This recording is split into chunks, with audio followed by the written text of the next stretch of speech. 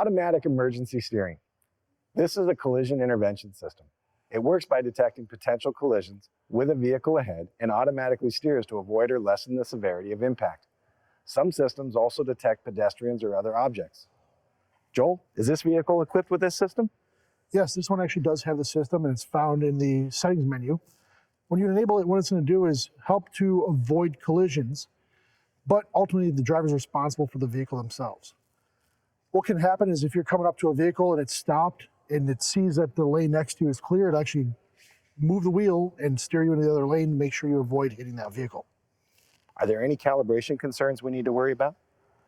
With this system, it usually uses a forward camera and sometimes a forward radar. So you'd have calibrations on those, but always check with the OEM information to make sure that you're doing the calibrations correctly and you're doing the right ones for the systems you're working on. Great points. If you found today's tip helpful, please hit the thumbs up, subscribe to the channel, and share the video. Comment below for any future suggestions. These videos are made possible by SCRS. If you aren't currently a member, I encourage you to join. Visit scrs.com or use the link in the description below.